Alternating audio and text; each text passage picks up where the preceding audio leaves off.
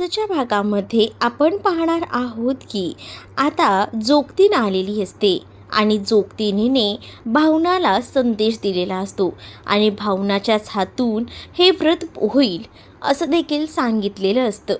आणि त्यामुळे आता भावनाच्या हातून हे व्रत करायला सांगितल्यामुळे मात्र आजीची बोलती बंद झालेली असते. आजीला आता काही बोलता येतच नसतं. तिला आता शांत राहण्यापासून दुसरा पर्याय नसतो. त्याचंच आता जर जोगतीनच म्हणत असेल की हीच तुमच्या घरची व्यवस्थित म्हणजे सांभाळणारी सगळं सून आहे, तर तुम्हाला हिच्याकडूनच हे व्रत करून घ्यावं लागेल. त्याबरोबर भावना खूप जास्त खुश होते. दुसरीकडे मात्र आता जानू हे मार्गशीर्ष महिन्यातल्या गुरुवारची कहाणी म्हणजे त्यांच्या घरात ते व्रत कशा पद्धतीने केलं जातात याबद्दल माहिती सांगत असते. आणि हे सगळं ऐकून सई म्हणते की तुला तर या सगळ्याबद्दल खूपच माहिती आहे. त्यावरती म्हणते की ते काय ना, माझ्या घरी ना हे व्रत केलं जायचं आणि त्यामुळेच ना हे व्रत केलं जात होतं. त्याबद्दल सगळं काही आता परफेक्ट जानू सांगत असते. पण जानू जेव्हा या सगळ्या गोष्टी सांगते ना, तेव्हा या सगळ्या गोष्टींना याबरोबर या विश्वाच्या आई म्हणजेच ललिता यांच्या घरात घडत होत्या अगदी तसंच व्रताचं महत्त्व एकदमच समजून सांगितलेलं असतं. आणि त्यामुळेच ते सुद्धा सेम पद्धत असते जशी तू सांगितलीस. तर दुसरीकडे आता पाहायला मिळतं लक्ष्मीसुद्धा हे व्रत करत असते आणि लक्ष्मी तिच्या माहेरच्याच म्हणजे तिच्या आईच्या सांगण्यावर ना तिने जी परंपरा आतापर्यंत पाळलेली असते अगदी तेच तसंच सेम ती करत असते. तर दुसरीकडे आता वीणाही म्हणत असते की हे व्रत केलं की किती प्रसन्न वाटतं ना हो आई, म्हणजे एकदम वेगळंच फिलिंग येतं. आणि हे सगळं करताना ना मला खरं तर ना माझ्या आईची खूप जास्त आठवण येते. म्हणजे आईकडे असताना सुद्धा असंच व्हायचं. त्यावर मात्र आता वीणाला लक्ष्मी म्हणते की तुला आईची आठवण येते का, जा ना मग आईकडे जाऊन आलीस ना, मला नाही काय होणार, जाऊन ये. तसंही तुलाही वाटत असेल नाही हो आई, असं कशाला बोलताय, त्या दिवशीच तर वरदला घेऊन गेले होते तेव्हा आईची भेट झाली होती आणि आईकडे जाऊनही काय उपयोग आहे हो.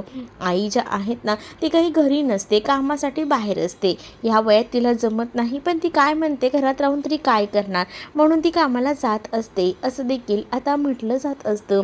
तर दुसरीकडे मात्र आता जेव्हा जानू या सगळ्याचं महत्त्व सांगत असते तेव्हा मात्र आपल्या घरात ही परंपरा आहे की जी माहेरवासीन आहे ना ती माहेरी येते. पण म्हणजे आता त्या ज्या विश्वाच्या आत्या आहेत म्हणजेच त्या काकांच्या बहीण आहेत त्यासुद्धा घरी येतील का असं देखील विचारलं जातं. नाही, त्या नाही येऊ शकत, कारण जसं की काकांनी सांगितलेलं आहे म्हणजेच विश्वाच्या बाबांना हे सगळं मान्य नाही आहे, त्यामुळे ते काही घरी येऊ शकत नाही असं देखील विश्वाची आई ललिता म्हणत असते.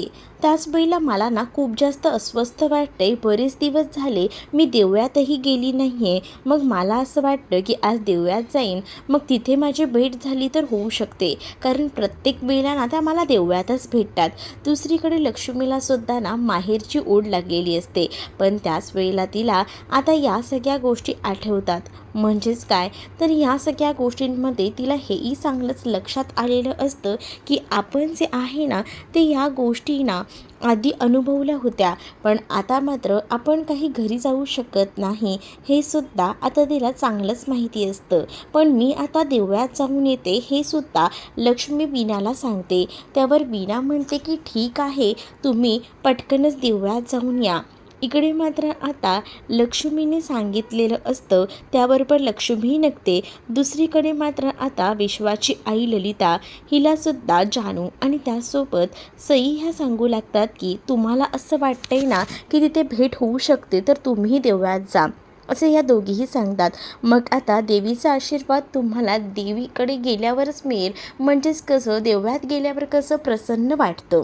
म्हणूनच आता तिकडनं विश्वाची आई निघालेली असते. दुसरीकडे लक्ष्मीसुद्धा आता देवळात जायला निघालेली असते, कारण आता तिलाही अस्वस्थ वाटत असतं आणि नेहमीप्रमाणे तिलाही वाटत असतं की काही झालं तरीसुद्धा या गोष्टी जर आपल्या मनामध्ये आहेत आणि आपल्याला देवी काहीतरी संकेत देत आहे तर आपण कोणताही विचार न करता आधी देवळात जायला हवं असंच ती म्हणत असते. आणि इथे घरात जो घट बसवलेला असतो त्याच्या पाया पडते आणि ती सुद्धा देवळात जायला निघते. दुसरीकडे आता भावनाने सुद्धा खूप छान अशी पूजा मांडलेली असते. ह्याच वेळेला जोगतीन असते. जोगतीनेचे ती आशीर्वाद घेते. जोगतीन म्हणत असते की आज तू माझ्यासमोर ही जी काही पूजा मांडलीस ना, ती एकदम उत्तम पद्धतीने मांडली आहेस बघ, आणि मनोभावे तू पूजा केलीस म्हटल्यावर तुला देवी नक्कीच प्रसन्न होईल, हे सुद्धा मला माहिती आहे. हे आता म्हटल्याबरोबर दुसरीकडे आता तिला हेही सांगू लागते जोगतीन की तुला मला एक गोष्ट सांगायची आहे.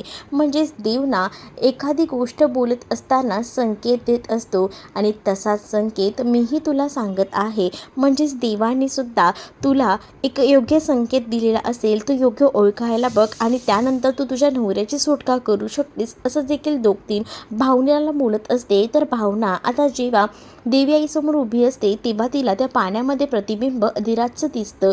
म्हणजे अधिराजच आपल्याला या सगळ्यामध्ये मदत करू शकतो, हे सुद्धा आता तिला कळून गेलेलं असतं. म्हणून अधिराजची मदत घ्यायचं ठरवते.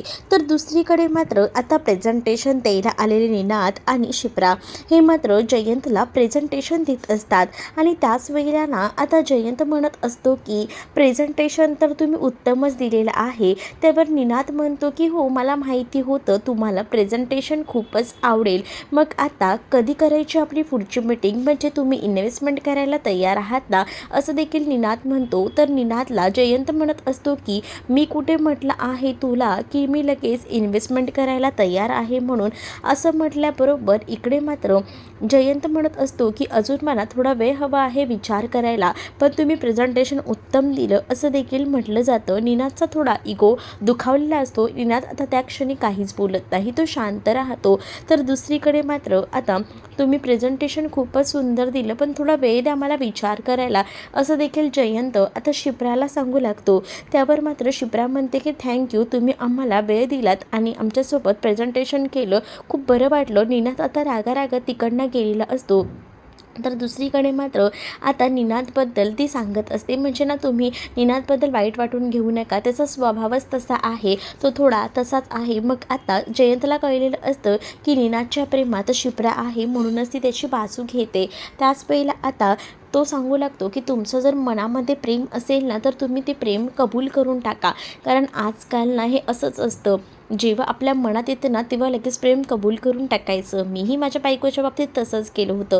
ज्या क्षणी ती मला आवडली तेव्हाच मी तिला प्रेमाची कबुली दिली. मग तुमची बायको आता नाही आहे का, म्हणजे भेटल्या नाही, भेटल्या असत्या तर बऱ्या झाल्या असत्या, नाही ती सध्या नाही आहे, ती थोड्याच दिवसात घरी येईल, असं देखील आता जयंत त्या शिप्राला सांगत असतो. शिप्रा आता तिकडनं निघून जाते. दुसरीकडे भावना आता अधिराजशी बोलायचं ठरवते. म्हणजेच काय, तर तिलाही असं वाटत असतं की अधिराजशी आपण जेव्हा बोलू ना तेव्हा सगळ्या गोष्टी ठीक होतील. म्हणूनच ती आता नीलांबरी वहिनी आहे का आत, मला ना जरा दादांशी बोलायचं होतं. तर नीलांबरी रूममध्ये नसते, तोपर्यंतच ना आता भावना नेमकी अधिराजशी बोलायला गेलेली असते. आणि अधिराजला आता ती सांगत असते की मला तुम्हाला एक रिक्वेस्ट करायची आहे, प्लीज ना दादा, माझी आणि ना त्यासोबत ना भेट घडवून आणा ना सिद्धूची. मला सिद्धूबद्दल खूप काही वाटतं, मला आणि त्यांना ह्या सगळ्यातून सोडवायचं सुद्धा आहे. आणि तुम्हालाही माहिती आहे की मला आजी आणि काका दोघंही जण सिद्धूला भेटू देत नाही आहे. मला माहिती आहे या सगळ्यामध्ये तुम्ही आधी मला या सगळ्या गोष्टी लपवून ठेवत होतात, का तर तुम्हालाही वाटत होतं की या सगळ्यामध्ये ना सिद्धू फसायला नको. पण आता सिद्धिराज अडकले आहेत, तर त्यांना बाहेर काढण्याचं कामही आपणच करू शकतो ना. त्यामुळे प्लीज ना मला काही करून भेट घडवून द्या ना. तेवढ्यातच ना आता तिथे आजी आलेली असते. आजी म्हणत असते की काय चाललंय दोघांचं, कसल्या गोड गुलाबीच्या गप्पा मारताय. आजीने मात्र अगदीच ताळतंत्र सोडलेलं असतं. पण त्यावेळेला ना मुद्दामूनच ना आजीसोबत देखील आता अधिराज खोटं बोलत असतो. आणि तो म्हणत असतो की त्या मला फक्त सांगत आहेत की तुम्ही जर सिद्धिराजला भेटायला जाल तेव्हा माझा निरोप द्या त्यांना, कारण त्यांना खूप जास्त आठवण येते आणि त्याचबद्दल ते सांगत होत्या.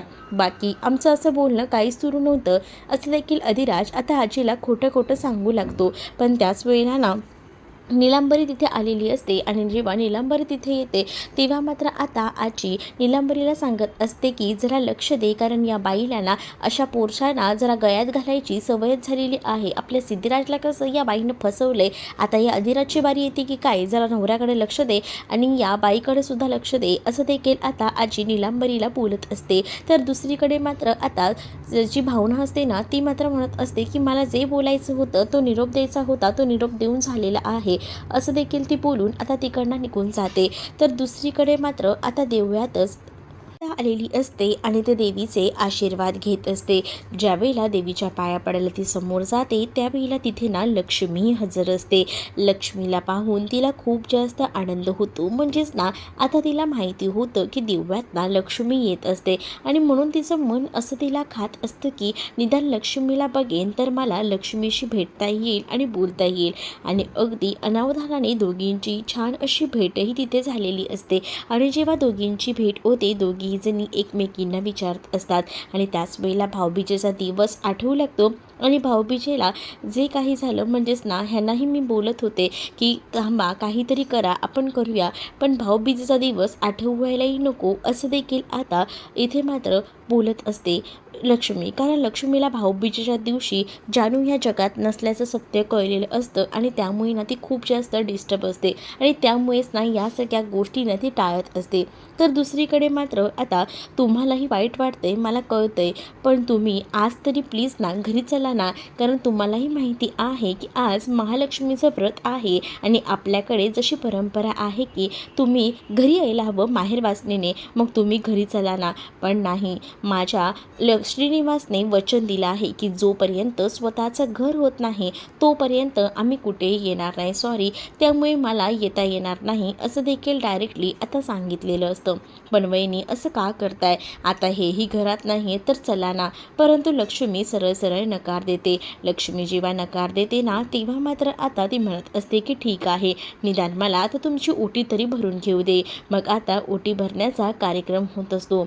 म्हणजेच काय, ललिताने आता ओटी भरलेली असते आणि त्याच वेळेला ना ललिताला खूप जास्त गरगरत असतं. ललिताला जेव्हा गरगरायला लागतं तेव्हा ललिता विचार करत असते की हे सगळं काय, पण तिने आज निर्जयी उपवास केलेला असतो ना त्यामुळेच आता ललिताला त्रास होतो असतो. ललिताला होणारा त्रास हा सरळ सरळ तिच्या चेहऱ्यावरनं दिसत असतो. दुसरीकडे नीलांबरी आता मात्र एकदमच विचित्र असं बोलत असते. म्हणजे इथे कशाला आली होती, तिचं इथे काय काम होतं आणि तुम्ही तिला आपल्याजवळ उभं तरी कशाला करता, ती माहिती ना कशी आहे, मग का आली होती तिथे.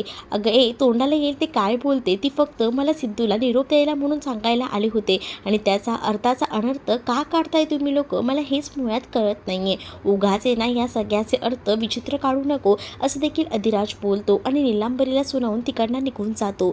दुसरीकडे मात्र आता जी लक्ष्मी असते आणि त्याचसोबत ललिता ह्या दोघीही जणी बोलत असतात. दोघीही जणी बोलत असतानाच ना अचानक ना इकडे मात्र खूप जास्त गरगरायला लागतं. त्यामुळे ललिता म्हणत असते की मला ना थोडा त्रास होतोय, काय ना मी निर्जय उपवास केलाय ना त्यामुळे हा त्रास होतोय. अगं पण कशाला करायचा हा निर्जय उपवास, तुम्हालाही माहिती आहे ताई तुम्ही घरात येत नाहीये. मला असं वाटतं की तुम्ही जर घरी आलात तर बरं होईल, पण तुम्ही घरात यायला तयार नाही आहेत म्हणूनच मला हा निर्जय उपवास करावा लागतोय असं देखील आता म्हटलं जातं. आणि त्याच वेळेला आता ती अक्षरशः तिथे चक्कर येऊनच पडलेली असते. आजूबाजूच्या देवळातली जी माणसं असतात ना त्यांना लक्ष्मी बोलत असते की प्लीज ना जरा मदत करा ना, पण त्याच वेळेला आता ती माणसंही नावं ठेवत असतात की आजकाल कोणाचाही भरोसा नसतो, हिला अचानक चक्कर कशी आली, हिला काही हार्ट अटॅक वगैरे आलाय का, अशा त्या बायका बोलत असतात. त्यावर लक्ष्मीला टेन्शन येतं. लक्ष्मी पाणी चिंपळून ललिताला उठवायचा प्रयत्न करत असते, पण ललिता काही केल्या उठत नसते. म्हणूनच आजूबाजूची मुलं देखील आता म्हणत असतात की होतील सगळं ठीक होईल. त्याच वेळेला मात्र आता जेव्हा लक्ष्मी तिला पाणी शिंपडते, तिला थोडंसं पाणी पिऊ देते ना तेव्हा कुठे जाऊन ललिता थोडीफार शुद्धीवर येते. पण आता यांना अशा परिस्थितीत घरी सोडायला एकटीला नको असं देखील लक्ष्मीला वाटत असतं आणि त्यासाठी आता लक्ष्मी जी आहे ती मात्र विचार करत असते. आणि त्याच वेळेला आता काय गं, तुला मी म्हटलं होतं ना बहिणी तू असं नको करूस म्हणून, तरीसुद्धा तू ऐकत नाहीस गं. बघितलंस ना किती त्रास होतोय तो तुला. एक काम कर, चल आता तू माझ्यासोबत, मी तुला घरापर्यंत सोडते. आणि असं बोलून लक्ष्मी आणि त्यासोबत इकडे मात्र असणारी ही ललिता एकाच रिक्षात बसतात. ललितेला होणारा त्रास हा लक्ष्मीलासुद्धा त्रासदायक होत असतो. दुसरीकडे भावना आणि त्याचसोबत अधिराज आता मात्र सिद्धूला भेटायला जात असतात.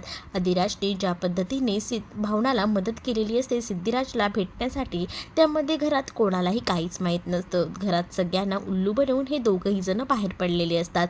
त्याच वेळेला अधिराज भावनाची माफी मागत असतो, कारण मगाशी आजी जे काही बोलली ते चुकीचं होती, त्यासाठी मी तुझी मनापासून माफी मागतो. त्यावर मात्र भावना म्हणत असते की आपलं मन साफ असेल ना तर काही नाही, तुम्ही मला भावाप्रमाणे आहात असं देखील आता भावना ही अधिराजला बोलत असते.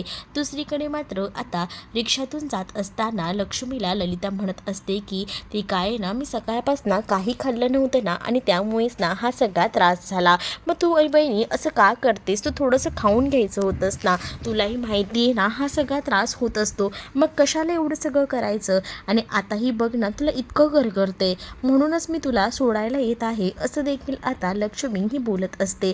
लक्ष्मी जेव्हा हे सगळं काही बोलते ना तेव्हा मात्र पुन्हा एकदा ललिताला गरगरू लागतं. ललिता जेव्हा एकदमच टेन्शनमध्ये येते ना तेव्हा लक्ष्मी तिला म्हणत असते की तू शांत बस, हो मी तुझ्यासोबत येत आहे, पण मी घरापर्यंत येणार नाही, तुला बाहेर उंबरापर्यंत सोडेन, कारण श्रीनिवास यांना आवडणार नाही आणि त्यांचा शब्द माझ्यासाठी खूप महत्त्वाचा आहे, असं देखील लक्ष्मी ललिताला सांगू लागते.